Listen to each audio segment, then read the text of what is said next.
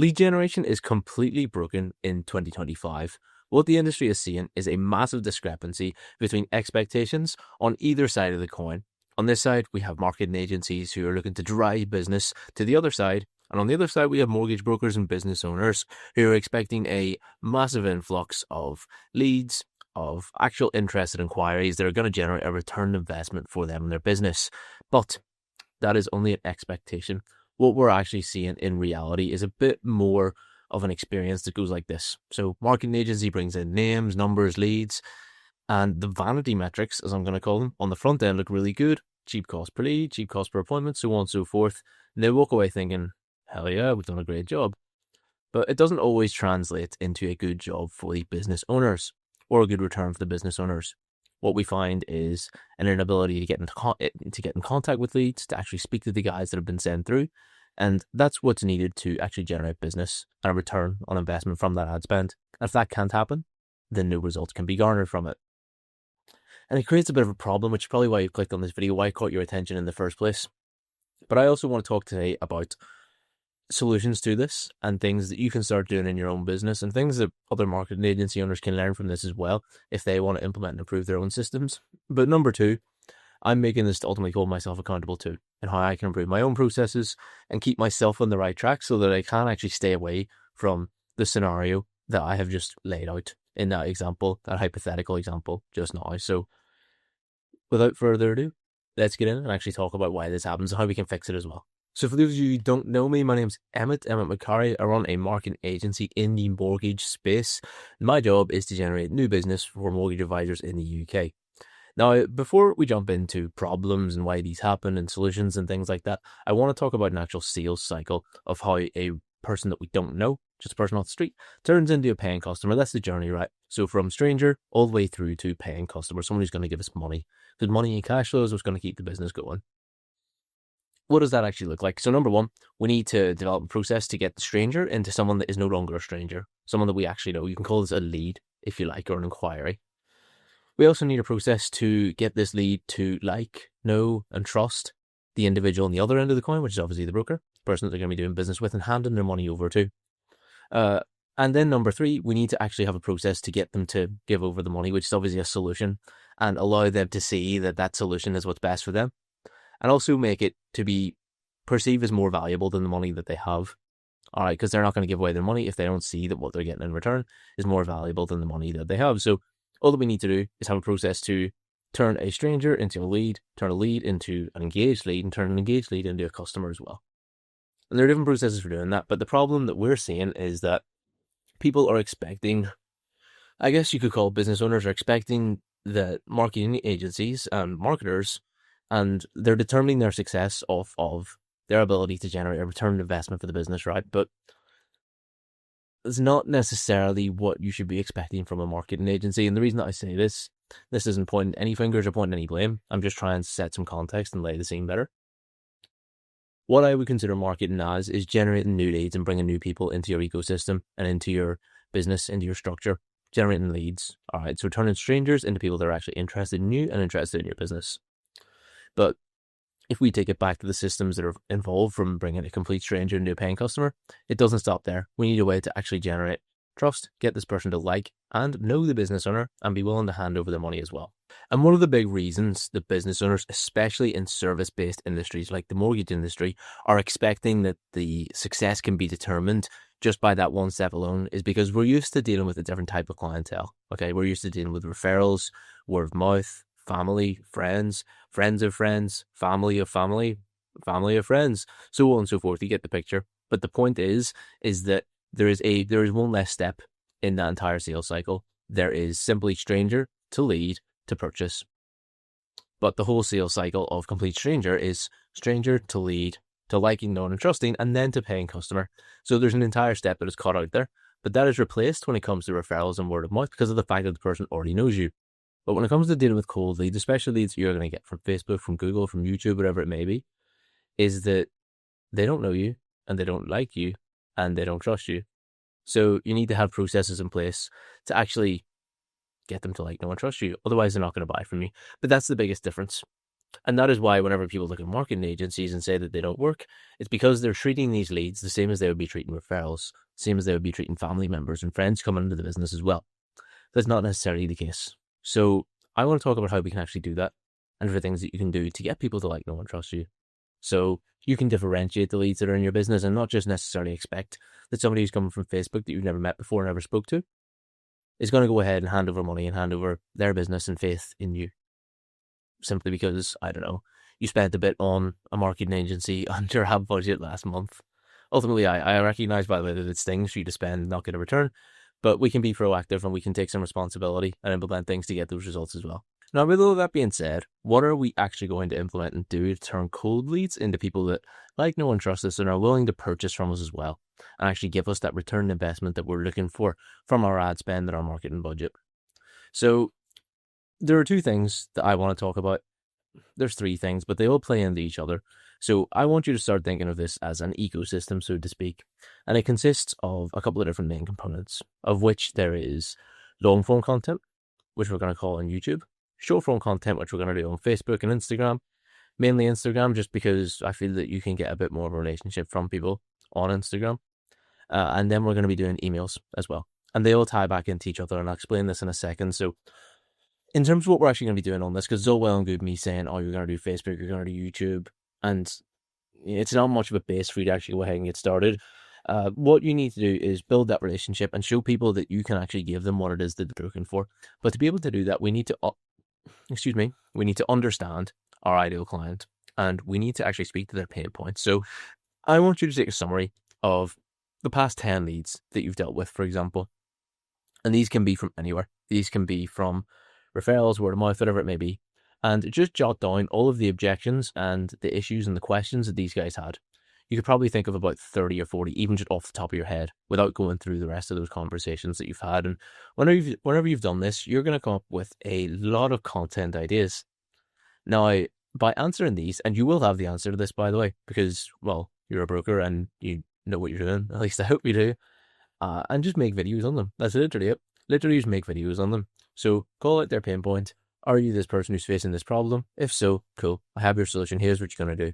And you're going to give away the answer to them. And you might be thinking, oh, I'm not going to tell someone how to do it. They're just going to do it themselves. But here's the thing. It's reciprocity, right? And truth be told, no one's going to do it themselves anyway. We're in 2025. It's the era of short form content and awful attention spans, and people are as lazy as they've ever been, and nobody's going to go off and do this on their own. They want your help. They just don't know it yet. But by doing this, what we're going to do is, number one, show them that we understand their situation. We're talking to pain points, problems that they face. And by doing that, they'll resonate with us. But also by providing a solution, you're positioning yourself as an authority in the space too. And if you are the bridge between where they currently are, and the problems that they're facing, and where they want to be, and the solution that they're looking for, then they're going to be inclined to give you something in return for that value. And that return is going to be money. It's going to be a return on your ad spend. ROAS.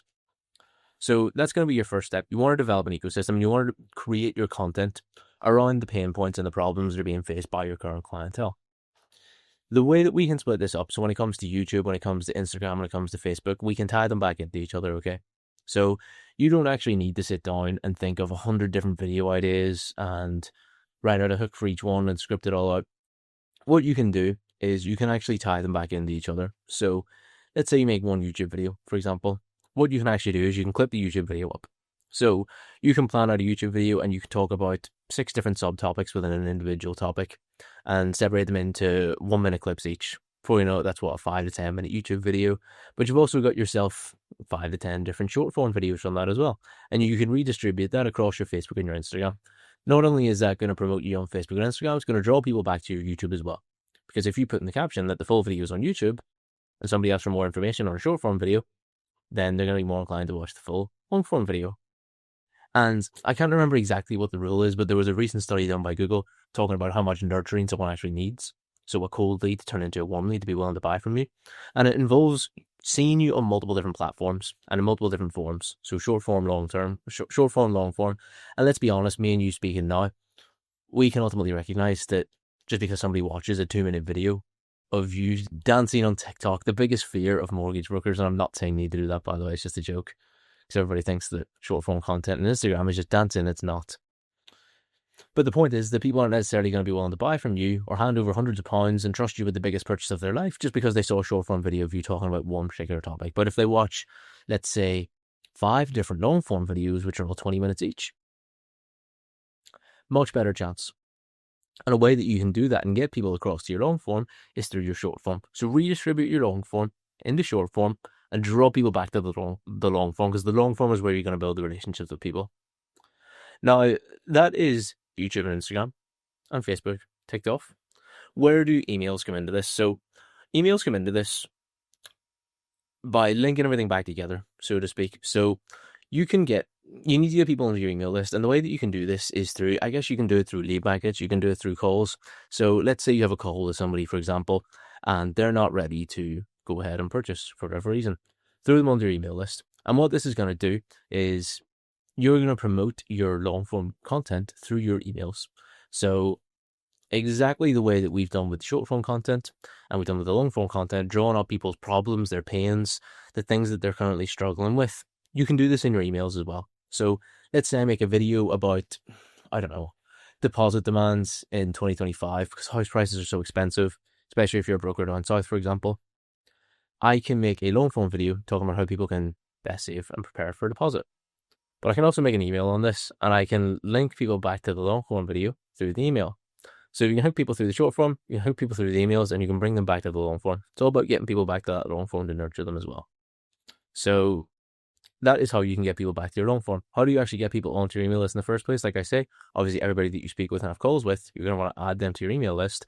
But you can also do it through things like lead magnets too. So you can promote yourself in short form version on Facebook, on Instagram, and you can say, okay, struggling with this, I actually have a free guide, for example. And you can give away a free guide in exchange for their email. Let us know your email and we can send the free guide over to you to get a look.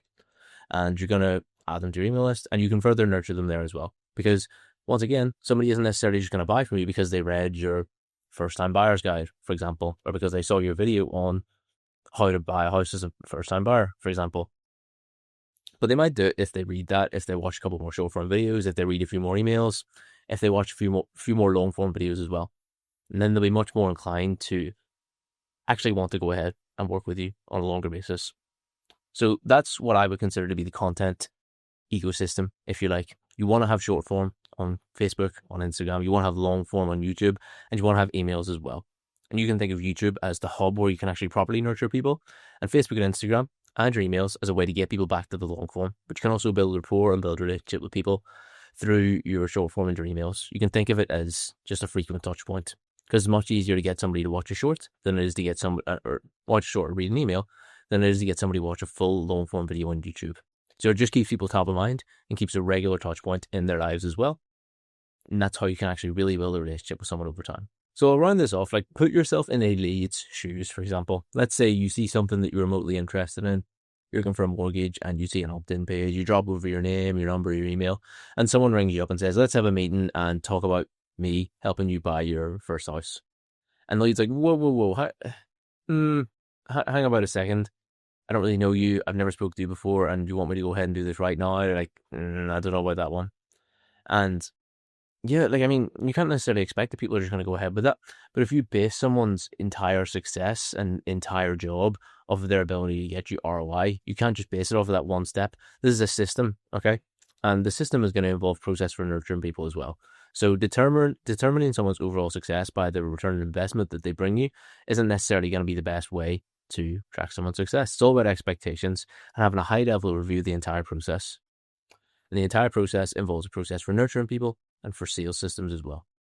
Now, I can make a whole video on sales systems. I'm not going to be talking about it today. I probably will make that in another video and share that in the coming days. I just want to talk about the content ecosystem for today.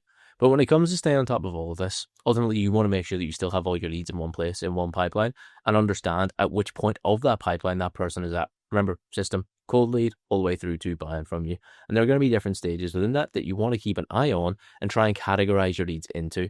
And this is something that I obviously have to stay on top of as my service. And by the way, yes, I do have something to sell to you if you couldn't tell, by the way. But as part of my service, I want to make sure that I can categorize every single lead based on where they stand, how close they are to being someone that probably won't buy from us, or how close they are to being someone that will buy from us, or how we can move them along based on each step, because each step has its own solution in each system and each process.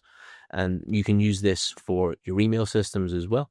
And you can use it for your sales systems after you've already engaged with a lead. And the system that I'm talking about that I use and that I utilize is called Go High Level. Now, I have made multiple videos on this already and how I utilize it specifically to help with finding a solution. Not necessarily finding a solution, but number one, for categorizing each section of the pipeline. Step 1, step 2, step 3, step 4, and how to address each bottleneck within that and provide solutions and systems to get people from step 1 the whole way through to step 5. And if you couldn't tell, these are, I'm not talking about this like objectively or binarily. It's just, what's the word I'm looking for? It's an abstract model to help you understand the whole sales cycle from step 1, which is cold lead, all the way through to buy-in. There are going to be different things involved with that, be it initial consultation call, triage call, whatever it may be. You get the picture, and there's different solutions for each stage of that. But the process that I use and the systems that I use are all on Go High Level, and I'd strongly recommend that you have a look at it. In fact, you can actually get a full 14-day free trial with it. There is a link down below as well, so if you check the second link in the description, then you can try it out for yourself, and you can use the rest of the videos that I have here to help you with getting set up on that. But it's been super helpful for my business. I can only recommend it. With all that being said, I hope that today has been helpful. Recognize that there are different steps, and just generating leads is only one part of an overall sales system. When it comes to referrals and when it comes to word of mouth, yeah, you can rely on those leads to go ahead and buy from you because, well, they already know you, they already like you, and they already trust you. But when it comes to colder leads and any other form of lead generation, which you want to have full autonomy and control over in a systemized manner, it's not necessarily going to put you in the best position to just guarantee that person hands over money. So have a system in place to actually nurture those guys and get them willing to work with you on a longer term basis as well. You can do that through the content system that we have discussed today. Any more advice when it comes to getting set up on Instagram, when it comes to getting set up with your content and specific content ideas, plenty of videos on that as well. So by all means, feel free to check it out. If you can't be bothered and you want someone else to do that for you instead, completely done for you. First link in the description, something to sell you. Don't have to click it if you don't want to. But I appreciate you checking out the video today. Hope it was helpful, and I look forward to seeing you in the next one as well. All the best.